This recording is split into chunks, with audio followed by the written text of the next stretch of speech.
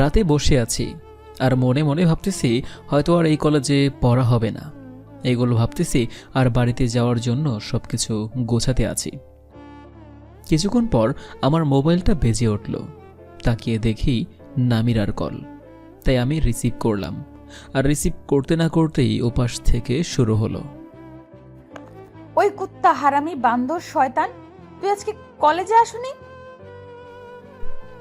না রে দোস্ত, আমার আর এই কলেজে পড়া হবে না, তাই আজকে আসিনি। কি হয়েছে বল? আর এই সপ্তাহে তো আমাদের টেস্ট পরীক্ষা। পরীক্ষা আর দেওয়া হবে না। কি হয়েছে বলবি তো? বাড়ি থেকে টাকা পাঠাতে পারবে না, তাদের অবস্থা খারাপ। আর তুই তো জানিস আমাদের পরিবারের কি অবস্থা। কুত্তা, এইটা তো তুমি আমাকে বলতে পারতে। তুই আমাকে কেমন বেস্ট ফ্রেন্ড ভাবো বলতো? কেন, তুই কি করতি? কিছু না, তুই কালকে আমার সাথে দেখা করবি। অত সব আমি কিছু জানি না। কালকে 10টায় তোর জন্য নদীর পাড়ে আমি অপেক্ষা করব। দেখা করে কি হবে বল? আবির, এখন মাথাটা খারাপ করিস না। মাথা খারাপ হলে আমি কি করতে পারি তা তো তুই ভালোই জানোস। তোর আর মাথা খারাপ করা লাগবে না, আমি কালকেই তোর সাথে দেখা করব। ঠিক আছে, রাতে কি কিছু খাইছো? খেয়েছি। আচ্ছা, এখন রাখি। কালকে আমি যেটা বলেছি সেটা যেন মনে থাকে। থাকবে। এটা বলে ফোনটা কেটে দিলাম। আর ভাবতেছি যে ও কালকে আমাকে কেন নদীর পাড়ে যেতে বলেছে। তার আগে পরিচয়টা দেওয়া যাক। আমি আবির, ইন্টার সেকেন্ড ইয়ারে পড়তেছি।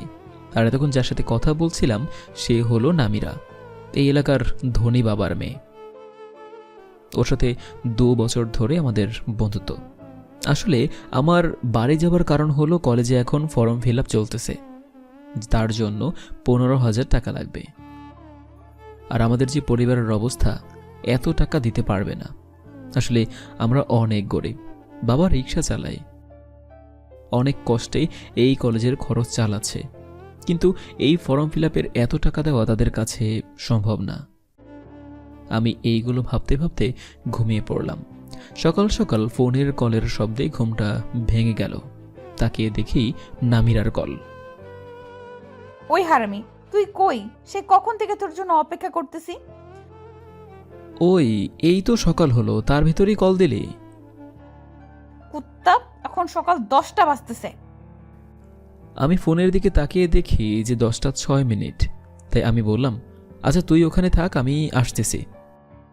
কিছুক্ষণ পর ফোনটা কেটে দিলাম আর তারপরে ফ্রেশ হতে লাগলাম। আসলে কালকে রাতে অনেক চিন্তা আর টেনশন করতে করতে ঘুমাতে দেরি হয়েছে, তাই উঠতেও লেট হয়ে গিয়েছে। অতঃপর আমি ফ্রেশ হয়ে নামিরার কাছে চলে আসি। এসে দেখি ও আনমনে অন্যদিকে তাকিয়ে বসে আছে। আমি গিয়ে ওর পাশে বসে পড়ি। কিছুক্ষণ পর ও বলল, রাতেও তো কিছু খাওনি, আর সকালেও কিছু খাওনি। কি বলো এইসব? আমি রাতেও খেয়েছি আর সকালেও খেয়ে এসেছি। তুই কি লাথি খাবি? আর তুই এত মিথ্যা বলস কেন? সকালে তো বাড়িতে চলে যাব, আর বাড়িতে গিয়েই খাবো। আর যাই হোক, তুই যেন কি বলবি বলে ডেকেছিলি আমাকে? আমার আবার বাড়িতে যাওয়া লাগবে, বল।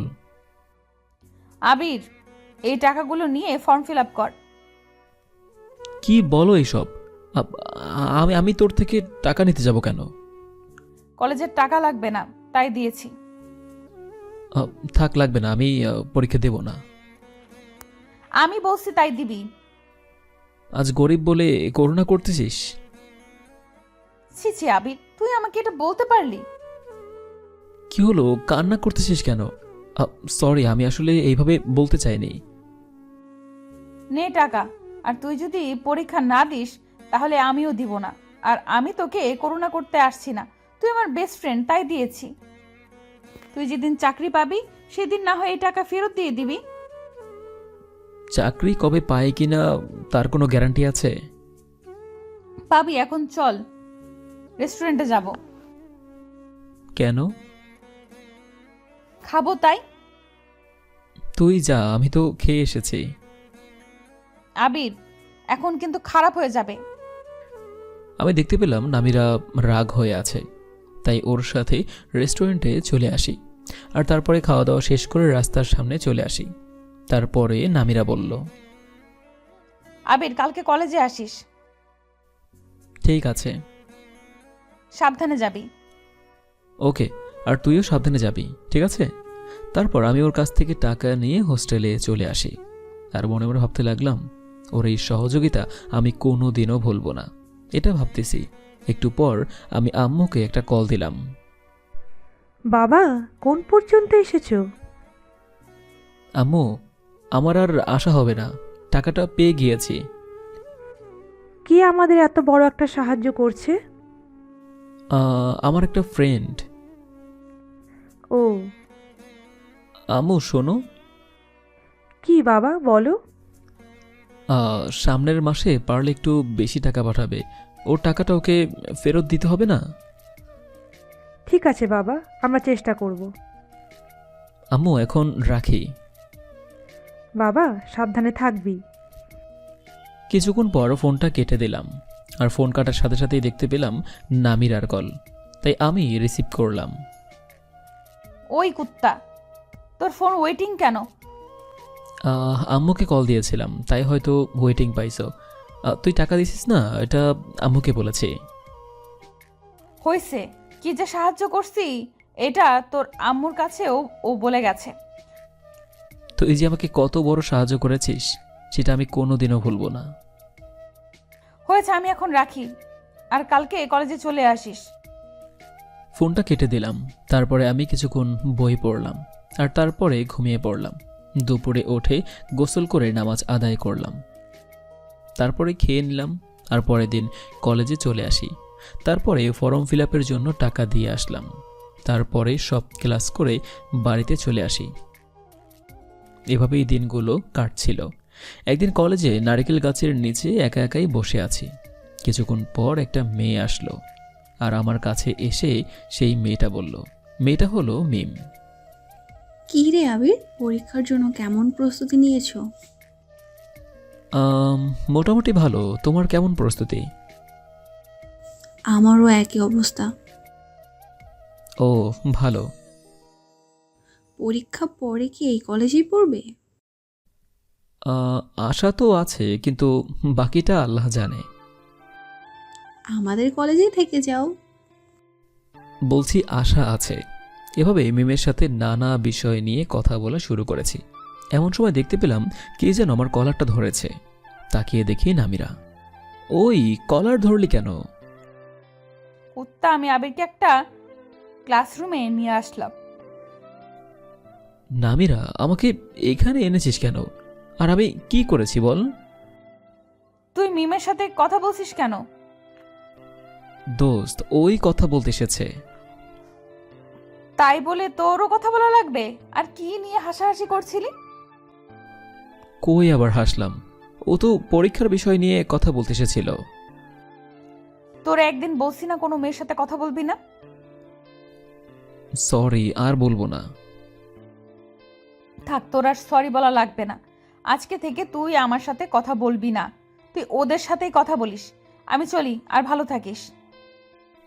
ওই দোস্ত, সরি তো বললাম, আর কোনোদিনও কোনো মেয়ের সাথে কোনো কথাই বলবো না। এই যে দেখ, কানে ধরেছি। আর জান আমি দেখি না, তাহলে কিন্তু খবর আছে। ঠিক আছে কুত্তি।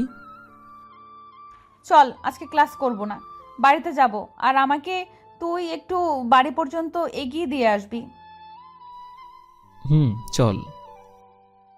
দুজন রাস্তায় এসে পড়ি, তারপরে বাড়ির উদ্দেশ্যে রওনা দিলাম। কিছুক্ষণ পর বাড়িতে এসে পড়ি, তাই আবিরকে বললাম, না রে দোস্ত, অন্য কোনো একদিন, আজকে না।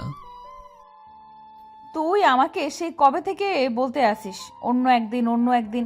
আর কত ঘোরাবি আমাকে? বলছি তো যাবো একদিন, এখন আমি যাই। আবির শোন, কি বল? কালকে থেকে তুই আগে কলেজে যাবি না। আমি কল দিব, তারপরে তুই কলেজে আসবি। কেন? আমি যেটা বলছি সেটাই করবি, ওকে? এখন সাবধানে যাবি, আর কোনো মেয়ে দেখলে নিচের দিকে তাকিয়ে থাকবি। ঠিক আছে। এটা বলে আমি হাঁটা শুরু করলাম। আসলে ওদের বাড়িতে ও অনেক দিন যাবৎ যেতে বলেছে, কিন্তু আমি ওকে কোনোদিনও হ্যাঁ বলিনি। কারণটা হলো ওরা অনেক বড় লোক, আমাদের মতো গরিব ছেলেকে সহ্য করতে পারবে না ওরা। কিছুক্ষণ পর হোস্টেলে চলে আসি, আর এসে তারপরে দিলাম একটা ঘুম। দুপুরে উঠে খাওয়া দাওয়া করে নিলাম। তারপর বিকেলে নামিরের সাথে কথা বলে সন্ধ্যার সময় পড়তে বসলাম। আর এভাবে আমার দিনগুলো ভালোই চলছিল। এরকম দেখতে দেখতে 2 মাস চলে গেল। এর মাঝেই একদিন রাতে বসে বসে পড়ছিলাম। রাত তখন 11:45। হঠাৎ মোবাইলটা বেজে উঠল। তাকিয়ে দেখি নামিরা কল করেছে, তাই রিসিভ করলাম। ওই আবির, তুই কই? এই তো রুমে বসে বসে পড়তেছি। আমাদের বাড়ির কাছে একটু আসতে পারবি? কেন? আরে আয় না, তোকে খুব দেখতে ইচ্ছে করতেছে। কালকে কলেজে এসেই না হয় দেখবি। তুই যদি এখন না আসিস, আমি সারা রাত সত্যি বলে দিছি আমি বাইরে থাকবো। তুই এত রাতে বাহিরে কেন? তোকে দেখবো বলে বাইরে এসেছি। তাড়াতাড়ি রুমে যা, তোরে ভূতে ধরবে। আমি যাব না, তুই একবার বল যে আসবি না। আর আমি আসতেছি। আর শোন, আজকে যদি তোর আব্বু আমাকে দেখে তাহলে তো পিটাবে আমাকে। পিটাবে না, আয় না দোস্ত। আমি আসতেছি, ততক্ষণে তুই রুমে যা। আচ্ছা আয়। আমি পড়া রেখে ওর সাথে দেখা করার জন্য রাস্তায় বের হলাম। উফ, এত রাতের ভিতর কারো কি যেতে ভালো লাগে? কিছুক্ষণ পর ওদের বাড়ির সামনে চলে আসি। এসে আমি কাউকেই দেখতে পাচ্ছি না। হঠাৎ আমার চোখ দুটো কে যেন পিছন থেকে চেপে ধরেছে। বাঁচাও, বাঁচাও, আমাকে ভূতে ধরেছে। আর আমি ভূত না, আমি। আমিটা আবার কে? তোর জম। কুত্তা তুই? ওই শয়তান, চোখটা চেপে ধরেছিস কেন? এমনি তোকে একটা উপহার দিব। কি দে? এখন আমার সাথে সাথে হাঁট, আমি যেখানে নিয়ে যাই সেখানে যাবি। তো আমার চোখ দুটো ছেড়ে দে। না, হারবো না। কিছুক্ষণ পর আমি আবিরকে আমাদের বাড়ির পেছনে নিয়ে আসলাম। ওই আবির, এখন চোখ খোল। আমার চোখ খুলতেই অবাক হলাম, কারণ চোখ খুলতে দেখতে পেলাম একটা কেক, আর সামনে অনেকগুলো মোমবাতি, আর নামিরাও একটা নীল শাড়ি পরেছে। চুলগুলো এলোমেলো, ওকে দেখতে পরীর মতো লাগছে। আমি বললাম, নামিরা, আজকে কার কি? কার কি মানে কুত্তা? আজকে তোর জন্মদিন। হ্যাপি বার্থডে মিস্টার আবির। আমার জন্মদিন? তা তুই জানলে কিভাবে? সেদিনকার তোর আইডি কার্ডে দেখতে পেয়েছি। ও, এখন কেকটা কাট। ধুর পাগলি, গরিবের কি জন্মদিন আছে? আবির, রাগ তুলবি না, রাগ তুললে কিন্তু সবকিছু ভেঙে ফেলবো। দেখতে পেলাম ও রাগ করেছে, তাই আমি কেকটা কাটলাম, আর ও আমাকে খাইয়ে দিল, আমিও ওকে খাইয়ে দিলাম। আচ্ছা শোন, এখন আমি যাই। যাবি কোথায়? আজকে আমরা সারা রাত গল্প করব। তোর আব্বু যদি এটা দেখে তাহলে আমাকে কিন্তু আর কেউ বাঁচাতে পারবে না। বাড়িতে কেউ নেই, সবাই বিকেলে বেড়াতে গিয়েছে। ও, আর সেই জন্য তুই এত সাহস পেয়েছিস? তো তুই যাসনি কেন? আমি গেলে কি তোর জন্মদিন পালন করতে পারতাম? চল সামনে গিয়ে বসি। দুজন একটু সামনে গিয়ে বসলাম আর গল্প করতে লাগলাম। তখন হঠাৎ নামিরা বলে উঠল, আবির, আজকে তোর কাছে একটা জিনিস চাবো, দিবি আমাকে? কি বল? না দিলে বুঝবি, আজকেই বুঝবি আমি শেষ। ওই আগে বলতো যে কি জিনিস। আবির, তোকে সেই প্রথম দেখায় ভালোবেসে ফেলেছি। এতদিন এই দিনটার অপেক্ষায় ছিলাম, আর আজকে বলে দিলাম। প্লিজ আবির, আমাকে ফিরিয়ে দিস না। নামিরা, তুই কি পাগল হয়ে গেছিস নাকি? তোদের পরিবার কোনখানে আর আমাদের পরিবার কোনখানে? এটা সম্ভব না। আচ্ছা, ভালোবাসবি না? আজকেই হয়তো আমার শেষ দিন। তুই তোর জন্মদিনে আজকে সবচেয়ে সেরা উপহার পাবি। আজকে আমার মরণটাই তুই বড় উপহার পাবি। আচ্ছা, তুই এখন বাড়িতে যা। দেখতে পেলাম নামিরার চোখ থেকে পানি ঝরতেছে। কি করব বুঝতে পারছি না। আমাকে এখানে এনে এভাবে ফাঁসিয়ে দিবি এটা বুঝলে আমি আসতামই না। ওকেও যে আমি হারাতে চাই না। একটু পর দেখতে পেলাম নামিরা উঠে চলে যেতে লাগলো। পিছন থেকে আমি ওর হাতটা টেনে ধরলাম। কি, আমাকে ভালোবাসবি না? আমি ভালোবাসলেই কার কি, আমাকে তো কেউ ভালোবাসে না। আমিও যে তোমাকে অনেক বেশি ভালোবেসে ফেলেছি। দেখতে পেলাম এটা বলার মাত্রই নামিরা এসে আমাকে জড়িয়ে ধরলো, আর আমিও ওকে জড়িয়ে ধরলাম। আমাকে একটু জড়িয়ে ধরবি? এই দিনটার জন্য আমি 2টা বছর অপেক্ষা করেছি। ওই অনেক হয়েছে, এখন ছাড়ো। না, আজকে বাড়িতে কেউ, আজকে তো আমি ছাড়বই না। আচ্ছা। কিছুক্ষণ পর নামিরা আমাকে ছেড়ে দিল, তাই আমি ওকে বললাম, আচ্ছা শোনো, আমি এখন যাই তাহলে। রাত এখন 2টা বাজতেছে, এখন তোমার কোনোখানে যাওয়া লাগবে না। তো আমি সারা রাত কি করব?